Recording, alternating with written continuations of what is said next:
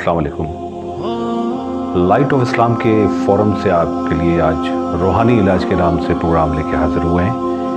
रूहानी इलाज का वैसे तो बहुत बड़ा ये मौजू है, इस पे बहस करने के लिए काफ़ी टाइम चाहिए, लेकिन कोशिश ये करेंगे कि थोड़े टाइम में आपको कुछ समझाएं और ख़ुद भी समझें कि रूहानी बीमारियां किस तरह से लाहक होती हैं।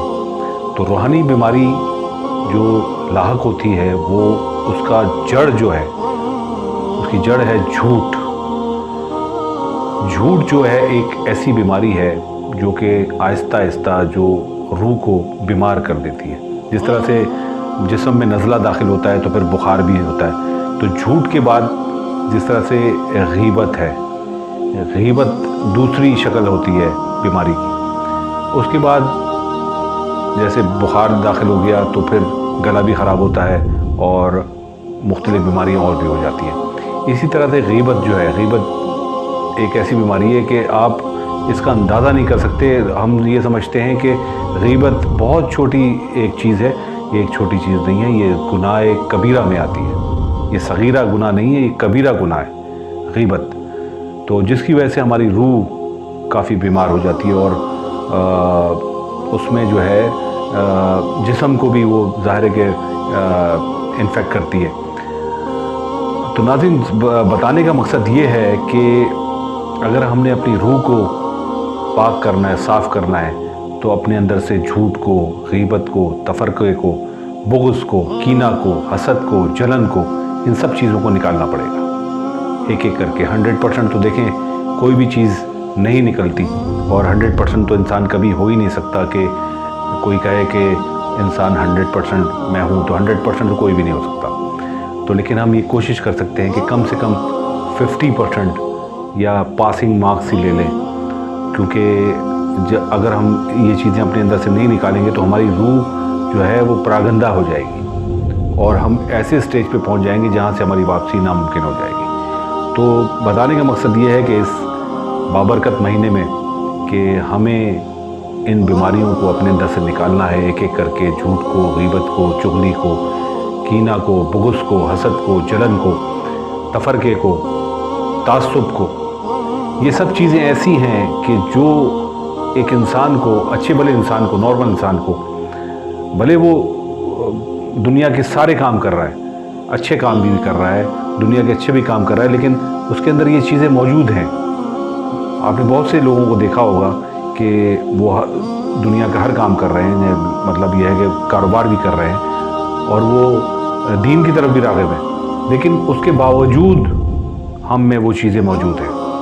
तो नाज़रीन, इसका मतलब है कि अगर हम नमाज़ पढ़ रहे हैं तो हमारी नमाज जो है वो मुकम्मल हम पे नाफिज नहीं हो रही, कि जिस तरह से उसका हक़ होता है नमाज का या रोज़े का। रोज़ा और नमाज जो है वो हम पे फ़र्ज़ की गई हैं अल्लाह की तरफ से, और 5 टाइम नमाज और रोज़ा 30 रोज़े साल में एक दफ़ा आते हैं। तो रोज़े का मकसद ये नहीं है कि भूखा रखना मकसूद नहीं है अल्लाह का, कि वो भूखा रख के आपको आज़माए। अल्लाह का मकसद सिर्फ़ ये है कि वो आपका सब्र आज़माता है, कि सारी नेमतें उसने दी हुई हैं आपको, दुनिया की नेमतें दी हुई हैं, हर चीज़ है आपके पास, फ्रिज भरा हुआ है, पानी से फ्रिज भरा हुआ है, जूसेस पड़े हुए हैं, फ्रूट पड़े हुए हैं, लेकिन आप उसकी तरफ नहीं जाते, सिर्फ़ अल्लाह की खुशनुदी के लिए। और कहते अल्लाह ताला ने ये नाफिज फरमाया है कि इस महीने में 30 दिन हम उसकी मर्ज़ी से ज़िंदगी गुजारें। तो नाज़रीन, रूह को पाकीज़ा करने के लिए मैंने जो आपको चीज़ें बताई हैं, जिस तरह से हम डॉक्टर के पास जाते हैं बुखार, खांसी, नज़ला लेके, तो वो हमें कोई दवाई तजवीज़ करता है, लेकिन अगर हम आप उसके डॉक्टर के पास जाएँ कि डॉक्टर साहब हमारी रूह बीमार है, तो डॉक्टर भी बेचारा कहेगा कि इसका इलाज तो मेरे पास नहीं है। तो इसके लिए नाज़रीन, मैं अपने आप को भी कहूँगा कि मैं अपने अंदर से, सबसे पहले मैं अपने आप को कहूँगा कि मैं अपने अंदर से झूठ, गीबत, तफरक़ा, चुगली और ये सब चीज़ें अपने अंदर से निकालूं। हसद, जलन के जैसे हमारे माशरे में अक्सर होता है कि कोई आदमी एकदम से तरक्की कर जाता है तो लोग उससे हसद, जलन करने लगते हैं, कीना, बुग़्ज़ रखने लगते हैं। तो ऐसा नहीं होना चाहिए। हमें देखना ही चाहिए कि वो किस तरह से तरक्की की सीढ़ियाँ चढ़ गया। तो हमें भी कोशिश ये करनी चाहिए कि हम भी उसी तरह मेहनत करके, उसी तरह से आगे बढ़ के, उसी तरह से शब रोज़ मेहनत करके हम उससे अच्छे भी बन सकते हैं। ये नहीं है कि दुनिया के बड़े बड़े लोग जो आप गुजरे हैं तो आपने देखें कि उन्होंने अपना आप मारा, अपनी खुशियों को, अपनी आसानियों को तर्क करके, और उन्होंने ऐसा रास्ता इख्तियार किया जो कि मुश्किल था।